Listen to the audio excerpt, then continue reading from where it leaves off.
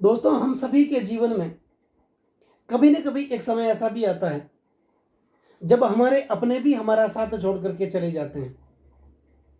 लाख प्रयत्न करने के बावजूद भी हमारे कार्यों का संपूर्ण प्रतिफल हमें प्राप्त नहीं होता। मेहनत करने के बावजूद भी हमें हमें हमारे कार्यों का संपूर्ण यश प्राप्त नहीं होता। जीवन हमारा अंधकारमय लगता है। उम्मीद की एक किरण हमें दिखाई नहीं देती, रोशनी की एक किरण हमें दिखाई नहीं देती। हम दिनों दिन कर्ज के बोझ तले दबे चले जाते हैं। लेकिन ठीक उसी क्षण उस परम पिता परमात्मा की कृपा हम पर प्राप्त होती है। ईश्वर हमारी मदद करने के लिए किसी न किसी रूप में जरूर आते हैं। दोस्तों, आज का ये जो ज्योतिष का कार्यक्रम है, ये कन्या राशि वाले जातकों के लिए खास है। कन्या राशि वाले जातकों के लिए अगस्त, सितंबर और अक्टूबर, ये आने वाले 3 महीने किस प्रकार रहेंगे, और विशेष करके हम जो बात करने जा रहे हैं आज केतु देव की। दोस्तों, ये जो राशिफल है ये आपकी जन्म की राशि चंद्र राशि पर आधारित है। और अगर आपको आपका लग्न पता है तो आप इस राशिफल को अपने लग्न राशि के अनुसार देखिए, या फिर आपको अपना लग्न पता नहीं है तो फिर नाम राशि के अनुसार, चंद्र राशि के अनुसार तो इस वीडियो को आप देख ही सकते हैं। और ज्योतिष से संबंधित अगर कोई भी आप परामर्श मुझसे चाहते हैं तो वीडियो और चैनल के डिस्क्रिप्शन में मेरे कॉन्टैक्ट नंबर हैं, आप मुझसे संपर्क कर सकते हैं। दोस्तों, आपको याद होगा 12 अप्रैल 2022 की वो तारीख थी जब केतु देव ने अपना राशि परिवर्तन किया था और आपके द्वितीय भाव धन भाव में उपस्थित हुए हुए थे। और कब तक रहेंगे? 30 अक्टूबर 2023, पूरे 18 महीने केतु देव आपके धन भाव में विराजमान रहेंगे। तो आने वाले 3 महीने बाकी हैं, 15 महीनों का समय आपने निकाल लिया।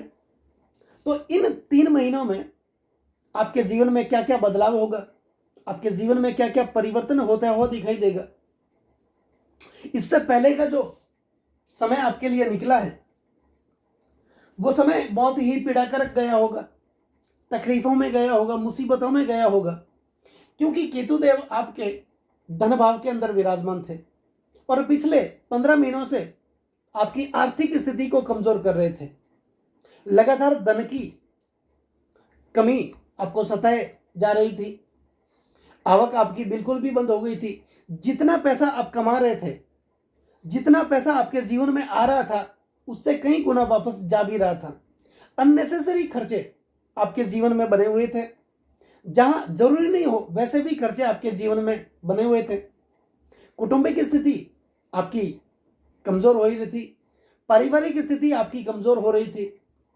कुटुंब और परिवार में एक तरह का तनाव भरा वातावरण बना हुआ था।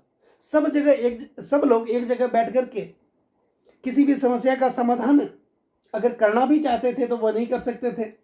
प्रत्यक्ष संपत्ति में विवाद चल रहा था, प्रॉपर्टी का विवाद चल रहा था, और सारा जो आपका धन था, आपका पैसा था, वो कोर्ट कचहरियों में ही खर्च हो रहा था, आपके स्वास्थ्य में खर्च हो रहा था। और केतु देव यहाँ पर विराजमान होकर के केतु करते क्या है, हमारी वाणी में एक अलग तरह की कटुता लेकर के आते हैं। जहां पर जरूरी नहीं हो हम ऐसे शब्द बोल जाते हैं, ऐसी भाषा का इस्तेमाल कर लेते हैं जिसका खामियाजा हमें भुगतना पड़ता है, क्योंकि हमारी भाषा में एक अलग तरह का एक विरोधाभास उत्पन्न हो गया था। हम ना चाहते हुए भी किसी के प्रति प्रतिक्रिया दे रहे थे और इस प्रतिक्रिया की वजह से हमारे अपने हमारे विरोधी बन गए। हमारे कौटुंबिक सदस्य, हमारे पारिवारिक सदस्य हमारे विरोधी बन गए। लेकिन इस समय केतु देव कमजोर पड़े हैं, क्योंकि केतु देव इस समय 0 से 6 डिग्री पर चल रहे हैं। अब जैसे जैसे समय व्यतीत होता जाएगा, अगस्त, सितंबर, अक्टूबर, केतु देव और भी कमजोर होते जाएंगे। और 30 अक्टूबर 2023 की वो तारीख होगी जब केतु देव 0 डिग्री पर हो गए और फिर से अपना राशि परिवर्तन करके आपके लग्न भाव में, आपकी स्वयं की राशि में विराजमान होंगे। तो इस समय में केतु देव आपके धन भाव में है और केतु इस समय बाल अवस्था में चल रहे हैं, क्योंकि 4 डिग्री पर चल रहे हैं। और शास्त्र यह कहता है कि जब भी कोई ग्रह 0 से 6 डिग्री पर होते हैं वो बाल अवस्था में होते हैं। तो परमपिता परमात्मा ने, ईश्वर ने केतु को बाल अवस्था में ला करके खड़ा कर दिया है। और जब भी कोई ग्रह बाल अवस्था में होते हैं, 0 से 6 डिग्री पर होते हैं, उनमें शुभ या अशुभ फल देने का जो प्रतिशत है वो 100 में से सिर्फ 25% तक ही रहता है। तो कुल मिलाकर आप यूं समझ सकते हैं कि केतु का जो फल देने का प्रतिशत है वो सिर्फ 25% ही रह गया। तो केतु आपके धन भाव में विराजमान है, तो यहाँ पर बैठ करके सिर्फ आपको 25% ही अशुभ फल प्रदान करेंगे और 75% आपको शुभ फल प्रदान करेंगे। अब केतु यहाँ पर आपके कुटुंब और परिवार की स्थिति को कमजोर कर रहे थे, आपके धन की स्थिति को कमजोर कर रहे थे, आपकी आर्थिक स्थिति को कमजोर कर रहे थे। तो कुल मिलाकर इस भाव को पूरी तरह से केतु देव ने जकड़ करके रख दिया था। अब केतु जो है दोस्तों वो वैराग्य के ग्रह है। इस संसार के सुख को हरने वाले, संसार के आकर्षण को खत्म करने वाले जो ग्रह है वो है केतु, जो सब कुछ छीन लेते हैं। क्योंकि केतु जब अशुभ प्रभाव में होते हैं तो सबसे पहले ये गृहस्थ जीवन को प्रभावित करते हैं और गृहस्थ जीवन का प्रभाव पूरे परिवार पर पड़ता है। तो इस संसार के अंदर गृहस्थ जीवन जीने वाले लोगों का जो तबका है वो बहुत बड़ा है, क्योंकि हर कोई तो संन्यास ग्रहण नहीं कर सकता, हर कोई तो सन्यासी नहीं है। तो इस संसार के अंदर गृहस्थ जीवन जीने वाले लोगों का जो तबका है वो बहुत बड़ा है और उस गृहस्थ जीवन पर केतु जैसे ग्रहों की अगर छाया पड़ जाए तो फिर क्या होगा, अनर्थ, मुश्किल, तकलीफें। और राहु और केतु के बारे में तो अक्सर कहा जाता है कि राहु अगर घर का मेन दरवाजा है तो केतु पीछे का दरवाजा है, राहु आगमन है तो केतु प्रस्थान है, राहु ऊर्जा कर्म है तो केतु एक भंवर में क्रिया हिंसा रहने वाला ग्रह, और वास्तव में कर्म और क्रिया को समाप्त कर इस दुनिया से दूर ले जाने वाले जो ग्रह हैं वो केतु हैं, जो सब कुछ छीन लेते हैं। शायद आपके पास अपनी जन्म कुंडली होगी और आपने आपकी जन्म कुंडली का अध्ययन किया होगा थोड़ा बहुत, और आपने ये पाया होगा कि केतु अगर मंगल के साथ युति कर रहे हैं तो फिर ये क्या करेंगे। केतु जब मंगल के साथ युति करते हैं तो ये अक्सर भाइयों में विरोध करवाते हैं, पैतृक संपत्ति में विवाद उत्पन्न करवाता है, आगजनी की घटनाएं करवाता है और आदमी को एक हिंसक प्रवृत्ति का बना देते हैं, जिससे कि आदमी न चाहते हुए भी अपराध कर बैठता है और उस अपराध के कारण पुलिस कार्रवाई होने का खतरा भी हमेशा बना रहता है। और वही केतु देव जब शुक्र के साथ जन्म कुंडली में युति करते हैं तो ये पति पत्नी में तनाव पैदा करते हैं, दाम्पत्य जीवन में अलगाव पैदा करते हैं। और यही केतु जब शनि के साथ जन्म कुंडली में युति करते हैं तो फिर ये कर्म करने में बार बार रुकावटें पैदा करते हैं, हमारे कार्यों का संपूर्ण प्रतिफल हमें प्राप्त नहीं होता, हम जो कार्य करते हैं उसका उल्टा ही पड़ जाता है, हम आगे बढ़ने की कोशिश तो करते हैं लेकिन दिनों दिन पीछे ही चले जाते हैं। लेकिन केतु आपके धन भाव में उपस्थित होकर के धन भाव से संबंधित परेशानियां इन 15 महीनों में आपको दी होगी। लेकिन दोस्तों केतु की अलग से 3 दृष्टियां भी होती हैं। अब केतु यहाँ विराजमान है धन भाव में, लेकिन केतु की जो पंचम दृष्टि है 1, 2, 3, 4 और 5 छठे भाव पर जा रही है। तो केतु ने अपनी पंचम दृष्टि से छठे भाव को प्रभावित कर दिया। अब छठा भाव काहे का है मित्रों, छठा भाव है रोग, रण और शत्रु का। तो पिछले 15 महीनों से आप रोगों से जूझ रहे थे, आपका सारा धन अपने स्वास्थ्य में ही खर्च हो रहा था, अपने बच्चों के स्वास्थ्य में खर्च हो रहा था, अपनी पत्नी के स्वास्थ्य में खर्च हो रहा था, और जितना पैसा आपका आ रहा था उससे कई गुना पैसा वापस से जा भी रहा था। तो यहाँ पर केतु की दृष्टि ने आपको बहुत सारा लॉस दिया। अगर आपने वो पैसा निवेश किया, आपने अपने व्यवसाय के लिए उस धन का निवेश किया, प्रॉपर्टी में उस धन का निवेश किया, तो उस धन से इस भाव से संबंधित आपको हानि उठानी पड़ी, वो पैसा आपका फंस गया। आपने लिया तो अच्छे के लिए था कि ये जो प्रॉपर्टी है उसका कभी ना कभी तो उसकी कीमत आएगी, लेकिन जैसे ही ये प्रॉपर्टी आपने ली, ये जमीन आपने ली, प्रॉपर्टी और जमीन के भाव एकदम से ही डाउन हो गए। और यहाँ पर केतु की जो पंचम दृष्टि है, तो यहाँ पर केतु की पंचम दृष्टि होने से आप में भय और ब्रह्म की स्थिति हमेशा बनी रही। अब भय किस बात का, भय है अपनों के दूर हो जाने का भय, अपनों के रूठ जाने का भय, धन के खर्च हो जाने का भय, धन का अचानक से नष्ट हो जाने का भय। इस तरह का जो भय आपके जीवन में था, बीमारियों का भय कि कहीं ना कहीं मेरे जीवन में ऐसी कोई बीमारी तो ना आ जाए जिस बीमारी की वजह से सारा धन मेरा खर्च हो जाए और स्वास्थ्य के हिसाब से मेरा शरीर कमजोर हो जाए, ऐसा भय आपके जीवन में बना हुआ था। लेकिन ब्रह्म की स्थिति भी एक जीवन में, क्योंकि केतु और राहु ऐसे ग्रह जो हमेशा भय और ब्रह्म की स्थिति ही उत्पन्न करते हैं, तो इस तरह की परिस्थिति का पिछले 15 महीनों में आपके जीवन में निर्माण हुआ होगा।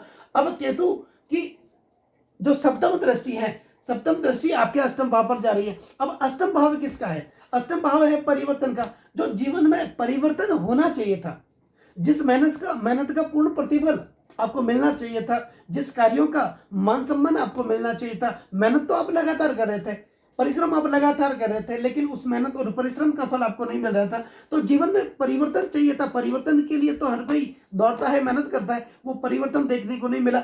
अब ये भाव प्राप्ति का भाव भी है, तो यहाँ पर प्राप्ति होनी थी, वो प्राप्ति बिल्कुल भी नहीं हो सके।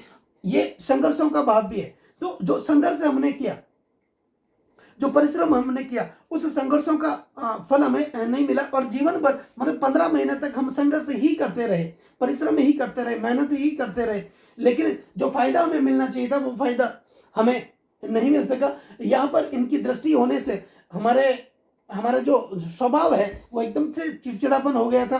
तरह तरह मतलब हमारे परिवार में पत्नी पर शक करना, परिवार के किसी भी सदस्य पर शक करना, एक शक की स्थिति आपके जीवन में 15 महीनों तक हमेशा बनी रही थी। तो अध्यात्म से हमारी रुचि घट गई थी आपकी। यहाँ पर ईश्वर के प्रति जो श्रद्धा थी आपको, वो श्रद्धा कमजोर हो गई थी। अपने इष्ट देव के प्रति जो आपकी श्रद्धा थी वो श्रद्धा कमजोर हो गई थी। अब केतु की जो नवम दृष्टि है, 1 2 3 4 5 6 7 8 और 9। अब केतु की जो नवम दृष्टि आपके दशम भाव को प्रभावित कर रही थी। अब दशम भाव किसका है? दशम भाव है आपके कार्य क्षेत्र का। तो अपने कार्य क्षेत्र में जो भी आप काम कर रहे थे, उस कार्य का मान सम्मान तो मिलना चाहिए, पद और प्रतिष्ठा की प्राप्ति तो मिलनी चाहिए, लेकिन वो मान सम्मान बिल्कुल भी नहीं मिला। और अपयश, जीवन में अपयश हमेशा बना रहा। हम अच्छे के लिए कार्य करते रहे, परिवार में अच्छा किया, समाज में अच्छा किया, कुटुंब में अच्छा किया, लेकिन फिर भी मान सम्मान बिल्कुल भी नहीं मिला और उल्टा अपयश देखने को मिला। ये जो है, ये विदेश यात्रा का भाव भी है। तो विदेशों से संबंधित हम जो कोई कार्य कर रहे थे, इंपोर्ट एक्सपोर्ट का भी कार्य करते, उस समय लगातार हमें लॉस देखने को मिला, हानि उठानी पड़ी। अब इस भाव को पूरी तरह से प्रभावित कर दिया था इनकी दृष्टि से। लेकिन अब क्या होगा? जो होना था वो तो हुआ। इन 15 महीनों से केतु देव ने जीवन को बदल के तो रख ही दिया था। लेकिन अब क्या होगा? अब यह होगा कि केतु इस समय, जैसा कि मैंने बताया आपको, बालावस्था में चल रहे हैं। परमपिता परमात्मा ने केतु को कमजोर बना दिया है, और केतु जब बालावस्था में होते हैं तो उनका अशुभ फल देने का जो प्रतिशत है वो सिर्फ 25% रहता है। तो यहाँ पर जहां भी केतु की दृष्टि गई थी, एक तो यहाँ छठे भाव में दृष्टि गई थी, तो वहां ये परिवर्तन ला रहे थे, उस समय ये नुकसान उठाने को हमें देखने को मिला। लेकिन अब क्या होगा? अब इन 3 महीनों में जैसे जैसे समय व्यतीत होता जाएगा, केतु और भी कमजोर होते चले जाएंगे।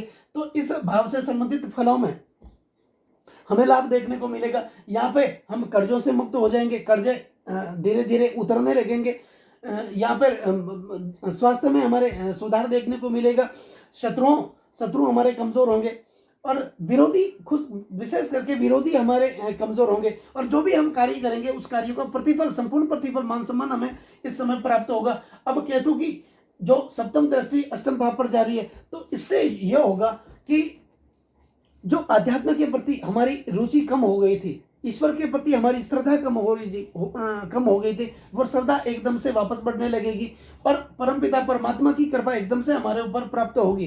तो जो परिवर्तन जीवन में रुका हुआ था, वो परिवर्तन एक बार फिर से देखने को मिलेगा। जो प्राप्ति जीवन में रुकी हुई थी, वो प्राप्ति एक बार फिर से वापस देखने को मिलेगी। अब केतु की जो नवम दृष्टि दशम भाव पर जा रही थी, तो दशम भाव में अशुभ फल की प्राप्ति हमें हो रही थी। हमें ऊंची पदवी, मान मर्यादा और जो प्रतिष्ठा मिलनी चाहिए थी, वो ऊंची पदवी, मान मर्यादा और प्रतिष्ठा हमें प्राप्त नहीं हो सकी। पिता से मतभेद लगातार बने हुए थे, पिता के साथ जो तनाव बना हुआ था, आर्थिक सहायता पिता से मिलनी चाहिए थी, वो नहीं मिल सकी। पिता के स्वास्थ्य में लगातार गिरावट हो रही थी, और आपके हिसाब से आपके पिता भी जो व्यवसाय करते थे उनको भी हानि उठानी पड़ रही थी। तो अब यह होगा कि केतु की जो दृष्टि जा रही है, नवम दृष्टि आपके दशम भाव पर, तो केतु तो इस समय कमजोर पड़े हैं, अब दिनों दिन कमजोर होते चले जाएंगे। तो यहाँ पर कमजोर होकर के क्या करेंगे?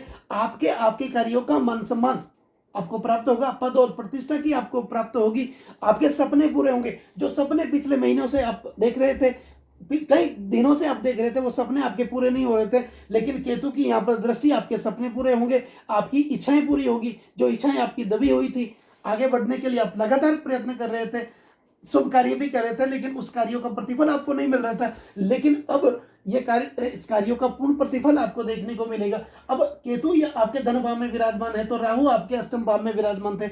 अब राहु जब कमजोर होंगे तो राहु की जो सप्तम दृष्टि केतु पर जा रही है, तो ये भी कमजोर होंगे। ये जब कमजोर होंगे तो अष्टम भाव से संबंधित फल की प्राप्ति वो करेंगे।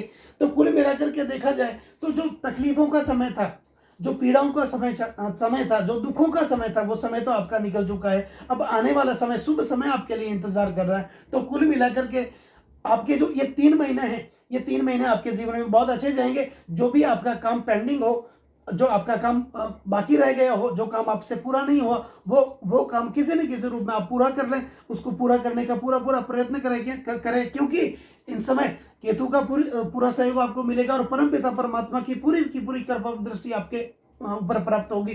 तो कुल मिलाकर दोस्तों, जितना मैंने आपको समझाया, जितना मुझे आता है मैंने आपको समझाया, और मेरा समझाना अगर आपको सार्थक लगा हो तो वीडियो को ज़्यादा से ज़्यादा शेयर करें, लाइक और कमेंट ज़रूर करें, क्योंकि आपका एक लाइक और कमेंट्स हमें बहुत ज़्यादा मोटिवेशन पर देता है। और चैनल को सब्सक्राइब जरूर करें, बेल आइकन बटन को दबा करके क्लिक ज़रूर करें, ताकि मेरे आने वाले और भी नई वीडियो के नोटिफिकेशन आप लोगों तक पहुंच सके। नमस्कार दोस्तों।